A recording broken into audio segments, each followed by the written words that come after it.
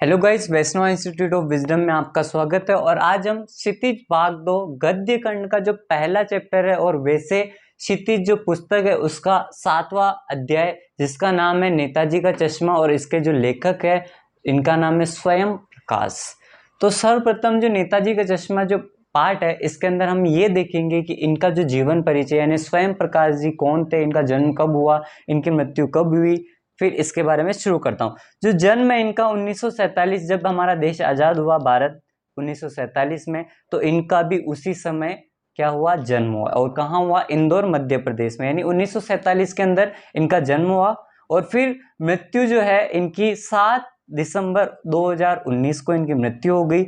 Mechanical engineer की इन्होंने पढ़ाई करी और बचपन में ही नौकरी का एक बड़ा हिस्सा इनके जीवन में आया। और ये अपना जो सबसे ज़्यादा जो जीवन का जो समय है वो इन्होंने राजस्थान में ही बिताया। राजस्थान में भी जो हमारे अजमेर है, अजमेर में इन्होंने अपना जीवन बिताया। सेवानिवृत्ति के बाद जो अंतिम समय था इनका वो फिर ये भोपाल रहने लगे। बाकी इन्होंने जो अपनी नौकरी का एक बड़ा हिस्सा था, जो अपना जीवन का एक बड़ा हिस्सा था, वो कहाँ निभाया, राजस्थान के अंदर। आदमी का जात मतलब इनका जो कहानी संग्रह था वो 13 कहानी संग्रह के हिसाब से इनको जाना जाता है। सूरज कब निकलेगा, आएंगे अच्छे दिन भी, आदमी जात का आदमी और संधान, ये इनकी क्या है, प्रमुख एक संग्रह थे जिनकी वजह से इनको जाना जाता है। उनके बीच में विनय और ईंधन उपन्यास चर्चित रहे, मतलब इनके जो उपन्यास थे विनय और ईंधन। ठीक है। पुरस्कार जो इन्हें पहल सम्मान और बनमाली पुरस्कार, राजस्थान साहित्य अकादमी पुरस्कार भी इनको मिला हुआ है। इन्होंने मध्यवर्गीय जो जीवन है इसके बारे में बताया और इन्होंने कुशल वर्ग के अंदर जो शोषण के विरुद्ध जो कार्य है उनके जीवन के बारे में, उनकी जाति के बारे में, संप्रदाय लिंग के आधार पर जो भेदभाव होते हैं उनके खिलाफ इन्होंने बहुत कुछ लिखा है और बहुत कुछ सबको समझाया है। तो शुरू करते हैं नेताजी का चश्मा। ये एक कहानी के तरीके से, क्योंकि गद्य खंड आ चुका है, अब ये कहानी है और कहानी इतनी इंटरेस्टिंग है और 10th बोर्ड के लिए सबसे ज़्यादा इंपॉर्टेंट चैप्टर भी हो जाता है। क्योंकि नेताजी का चश्मा, नेताजी किन्हें कहा जाता है हमारे देश में, सुभाष चंद्र बोस को। नेताजी सुभाष चंद्र बोस जो अपनी टोपी की वजह से और अपने चश्मे की वजह से और अपनी यूनिफॉर्म और एटीट्यूड की वजह से जाने जाते थे। ठीक है। तो सर्वप्रथम शुरुआत कहानी को ऐसे करते हैं कि मेनली जो है आपको मैंने यहाँ जो लिख रखे हैं यही कहानी के मुख्य किरदार है या स्थान, प्लेस, जो इम्पोर्टेंट नाम है वो मैंने यहाँ लिख रखे हैं। एक कस्बा होता है, कस्बा यानी टाउन, इंग्लिश में टाउन कहेंगे, टाउन यानी शहर। इसके बाद एक विद्यालय होता है जहाँ पे लड़के भी पढ़ते हैं और लड़कियां भी पढ़ती है, यानी कंबाइंड। ठीक है। इसके बाद एक कारखाना होता है, 2 ओपन एयर सिनेमा घर होते हैं, एक नगर पालिका होता है। ठीक है। यानी नगर पालिका के कर्मचारी वहां उस कस्बे, टाउन, उस शहर में नगर पालिका होती है। एक मैनेजर साहब होता है जिनका नाम है हालदार साहब। क्या नाम है उनका, हालदार साहब। इसके बाद क्या, एक पान वाला होता है जो काला बसिंडा, काला मतलब जिसे कहते हैं ना काला कट, काला बिल्कुल, मतलब दिखे ही नहीं, वाइट तो स्किन दिखेगा, इतना काला है कि काला ही काला।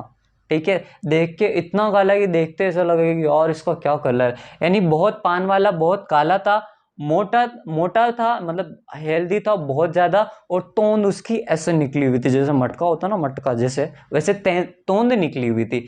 इसके बाद जो एक कैप्टन होते जिनकी वजह से इस किरदार को जाना जाएगा, इस कहानी को जाना जाएगा, जिनका नाम है कैप्टन चश्मे वाला, जो चश्मे चेंज करता था, और उसको कैप्टन क्यों कहते थे ये हम आगे जानेंगे। इसके बाद नेताजी की जो संगमरमर की मूर्ति जिसकी वजह से इनकी जो पहचान हुआ, नेताजी का चश्मा, इसी पे बेस्ड है हमारे ये दोनों मुख्य है। इसमें एक कैप्टन जो चश्मे वाला है, दूसरे जो नेताजी की जो संगमरमर की जो मूर्ति है उसको यहाँ देखा जाता है। अब शुरुआत करते हैं, जैसे कि ये टाउन के अंदर, ये कस्बे के अंदर मुख्य स्थान है, क्या क्या वहाँ होते हैं। अब क्या है कि नगर पालिका के कुछ कर्मचारी के मन में आया कि क्यों ना हम जो कस्बा है इसके मुख्य चौराहे पर एक प्रतिमा लगाई जाए जो संगमरमर की हो, किसी महान पुरुष के ऊपर। तो उन्होंने सोचा क्यों ना हम नेताजी जो सुभाष चंद्र बोस है उन्हीं की प्रतिमा लगा दे। तो उनके पास जितनी लागत थी, उनके पास जितने पैसे थे, नगर पालिका वालों के पास, जैसे मान लेते कि 2 लाख की मूर्ति बननी थी पर उनके पास इतने पैसे नहीं थे, तो वो सीधे स्कूल मास्टर जो ड्राइंग मास्टर है उनके पास गए। उन्होंने ऐसा ऐसा उनको बताया कि हमारे को एक मूर्ति लगवानी है मुख्य चौराहे के ऊपर। तो जो ड्राइंग मास्टर, उन्होंने रूपरेखा तैयार करी और उन्होंने एक मूर्ति बनाई जो लागत के अंदर अंदर आ जाती है। पर जो मूर्तिकार था उस मूर्ति का, उसने क्या है कि कम लागत की वजह से उस मूर्ति का जो चश्मा था वो बनाना भूल गया, या लागत की वजह से उसको बनाया ही नहीं। तो फिर वो मुख्य चौराहे के ऊपर उस मूर्ति, जो संगमरमर की मूर्ति, उसको रख दिया गया, यानी लगा दिया गया। उसके बाद जो नेताजी का चश्मा है वो उस पे मूर्ति से गायब होता। तो मेन जो सुभाष चंद्र बोस जो जाने जाते हैं वो अपनी टोपी और चश्मे को, अगर चश्मा नहीं लगाया जाएगा किसी के, जिसकी पूरी पर्सनालिटी उसको जाना ही किसी एक वजह से जाता है कि उसकी पर्सनालिटी पे अगर चश्मा नहीं दिखेगा तो वो नेताजी नेताजी नहीं लगेंगे।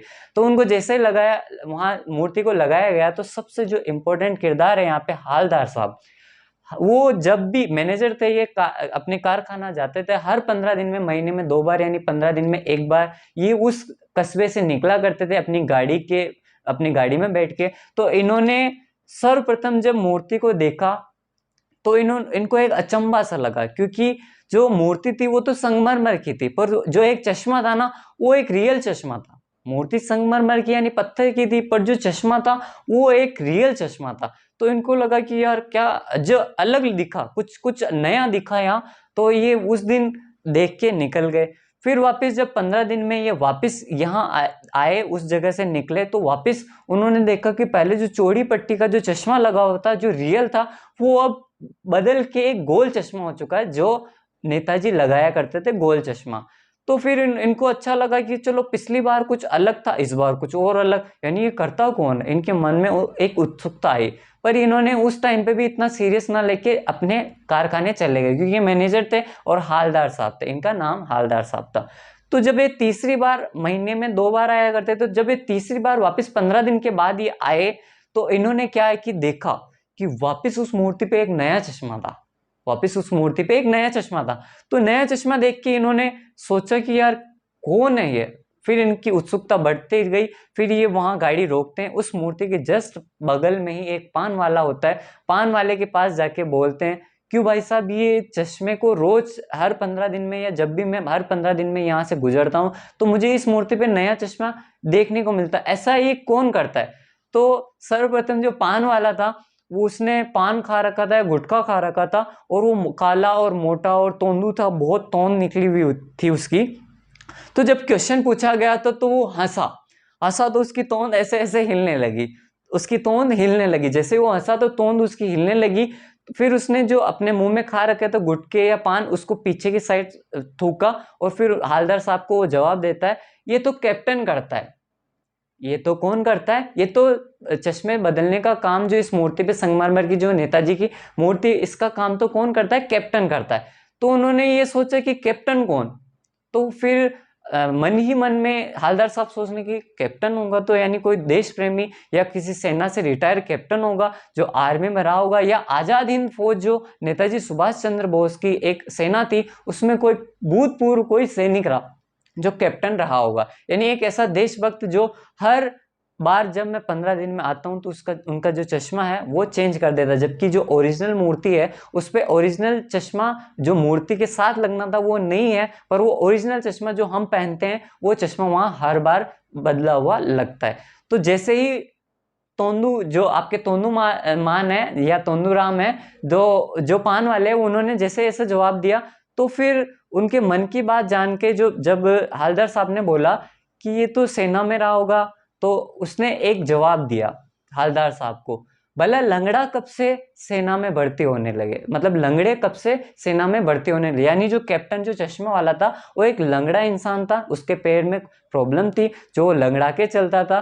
तो ऐसा जैसे ही उन्होंने ये शब्द निकाले पान वाले ने, तो हालदार साहब को ये बुरा लगा। क्यों लगा? क्योंकि एक देशभक्त के बारे में भला ऐसे कहना कोई उचित नहीं होता है।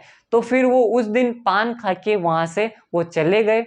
ठीक है, चले जाने के बाद उन्होंने वापस 15 दिन में आए तो वापस नया चश्मा। तो वापस वो हर बार 15 दिन में आते, पान वाले से पान खाते। फिर उन्होंने एक बार वापस पूछा ये ऐसा क्यों करता है, तो पान वाला कहता है कि उसकी जो कमाई है ना, कमाई यानी जो मूर्ति के ऊपर किसी भी ग्राहक को वो चश्मा अच्छा लग जाता था तो वो चश्मा वो अपने ग्राहक को दे देता था, वहां उसकी जगह नया चश्मा लगा देता था। तो ऐसा ही चलता रहा। जब जब हालदार साहब उस कस्बे से निकलते हर 15 दिन में तो पान वाले के साथ पान खाते और वो चर्चा करते किस मूर्ति की कि आज नया चश्मा लगा है ऐसा। परंतु जो सच का जो एक मूल्य था, वो जो कैप्टन है वो अपनी आजीवन मतलब जीवनचर्या को चलाने के लिए जो चश्मे बेचा करता था, वो एक प्रमोशन भी था। जो जिसको अच्छा लग जाता उस मूर्ति से चश्मा, तो वो उसको दे दिया करता था और नया चश्मा वहां लगा दिया करता था। तो ऐसा ही चलता रहा। जब 2 साल बाद जब हालदार साहब उस कस्बे से निकले, उस कस्बे से गुजरे, तो उन्होंने एकदम, उनको अजीब लगा, उनको एक सदमा सा लगा, उनको दुख हुआ, क्योंकि इस बार जो मूर्ति थी ना उस पे कोई चश्मा नहीं था। इस बार जो मूर्ति थी इस पे कोई चश्मा नहीं था। क्यों नहीं था? तो फिर जैसे ही गाड़ी रोकी, पान वाले से पूछा क्यों भाई साहब आज चश्मा नहीं लगाया कैप्टन ने? तो पान वाले ने जवाब दिया कि कैप्टन अब नहीं रहा है, उसकी मृत्यु हो चुकी है। तो इससे हालदार साहब को बहुत दुख पीड़ा और उनको ऐसा लगा कि अब एक देशभक्त चला गया है, अब इस मूर्ति पे जो चश्मा है वो कौन लगाएगा और कौन इसको आगे बढ़ाएगा, इस परंपरा को। तो उनको बहुत ज्यादा दुख हुआ और वो बार बार है ना, जब भी वापस कभी भी 15 दिन बाद वहां आते तो उस साइड वो देखते नहीं, क्योंकि जब भी वो देखे तो उस देशभक्ति की याद आती थी और उनको लगता था कि मेरे देश में जो अच्छा कार्य कोई करता था वो अब नहीं रहा, अब इस कार्य को आगे कौन अच्छा करेगा, और उनकी उस मूर्ति की तरफ देखने का मन भी नहीं करता था। तो एक मानव प्रकृति होती है कि जब हम अपने मन को कहते हैं ना कि उधर नहीं देखना, तो वो बार बार उधर ही देखने के लिए मन करता है और मन ललचाता है। तो उन्होंने काफी टाइम उन्होंने देखा कि मैं नहीं देखूंगा, फिर जब फाइनल एक ऐसा दिन आया कि उन्होंने एकदम से उस मूर्ति की तरफ देखा, तो उनको लगा कि एक जो सरकंडे जो लकड़ी का चश्मा होता है, लकड़ी का चश्मा किसी ने लगा रखा है उस मूर्ति पे। तो उन्होंने जैसे ही है ना गाड़ी रोकने के लिए बोला, तो गाड़ी नहीं रुकी। उससे पहले क्या वो उतर चुके थे, गाड़ी नहीं रुकी। ड्राइवर को बोला कि गाड़ी रोको, गाड़ी प्रॉपर नहीं रुकी, उससे पहले वो उतर चुके थे। वहां गए और उनको ऐसी प्रसन्नता हुई कि कोई एक नया देशभक्त आया जिसने सरकंडे या जो आपके लकड़ी की जो कुछ लकड़ियां होती है, मतलब जो लकड़ी होती है, उनसे एक चश्मा बना रखा, जो ये बच्चों का खेल हो सकता है। क्योंकि वहां पास में स्कूल थी और ड्राइंग मास्टर ने ये बताया हो, क्योंकि उन्होंने सुन रखा था ड्राइंग मास्टर के बारे में। तो उन्होंने जैसे चश्मा देखा तो उनको एक प्रसन्नता हुई, उनको अच्छा लगा कि कोई एक नया देशभक्त है। जो रियल चश्मा तो नहीं था, पर एक बच्चों का ये कारनामा हो सकता है, जिसमें क्या है कि एक कैप्टन जब मर जाता है तो उसके बाद कुछ बच्चे उस परंपरा को आगे बढ़ाते हैं, यानी वो वहां लकड़ी का चश्मा उन पे लगा देते हैं। इसी वजह से उनको बहुत अच्छा लगता है और ये कहानी लगभग यहाँ आके रुकती है।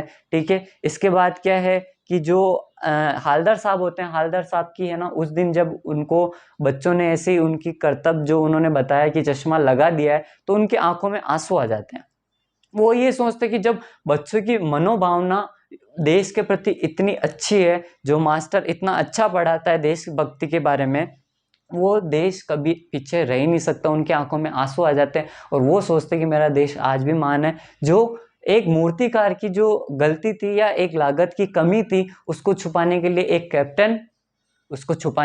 कैप्टन वो क्या है, उस पे चश्मा, रियल चश्मा लगाता था, जबकि संगमरमर की मूर्ति थी। और बच्चे भी कितने अच्छे हैं जो कैप्टन की मृत्यु होने के बाद उस परंपरा को जारी रखते हैं और वो लकड़ी का चश्मा वहां पहना देते हैं उस मूर्ति पे।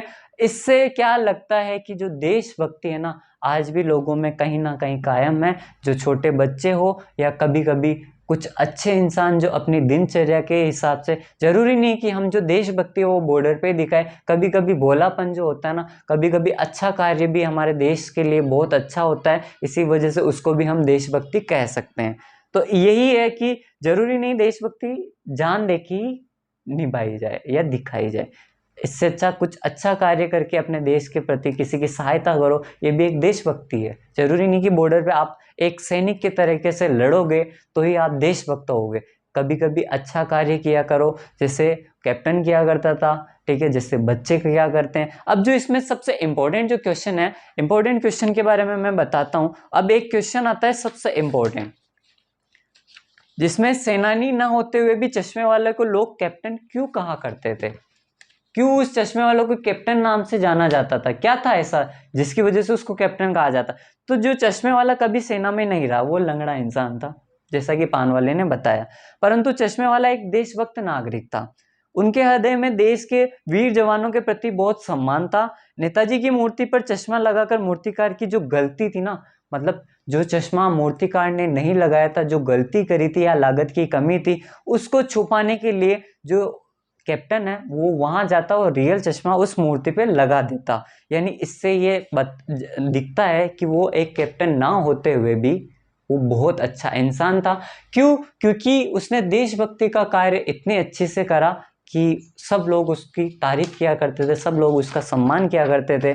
पहला क्वेश्चन इंपॉर्टेंट बता दिया।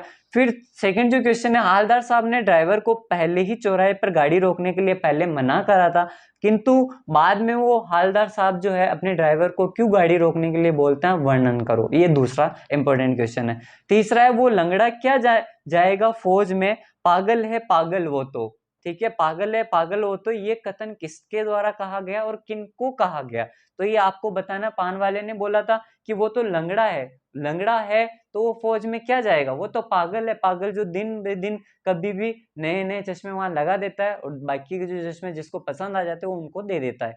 फिर जो चौथा सबसे इंपॉर्टेंट क्वेश्चन है कि जो पान वाला है, पान वाले का एक विशेषता या इनका जो जीवन चक्र है या उनके बारे में जो रेखा चित्र है वो प्रस्तुत करो। यानी इस क्वेश्चन का मतलब ये है कि जो जो पान वाले हैं उसकी विशेषताओं के बारे में बताना, कि मतलब वो कैसा दिखता था, कैसा सोचता था, वो कैप्टन के बारे में क्या बोलता था, हालदार साहब उनके पास आके रोज पान खाया करते थे, वो सारा वर्णन पॉइंट टू पॉइंट आपको बोर्ड के अंदर लिखना है। ये चार सबसे इंपॉर्टेंट क्वेश्चन है जो आरबीएससी के फेवरेट, और ये चैप्टर भी बहुत इंपॉर्टेंट है, नेताजी का चश्मा। मैंने सारे किरदार को आपको अच्छे से एक स्टोरी बेस समझा दिया। अब आप सुनो, समझो और इनको देखो और अच्छे से समझने की कोशिश करो। Thank you so much.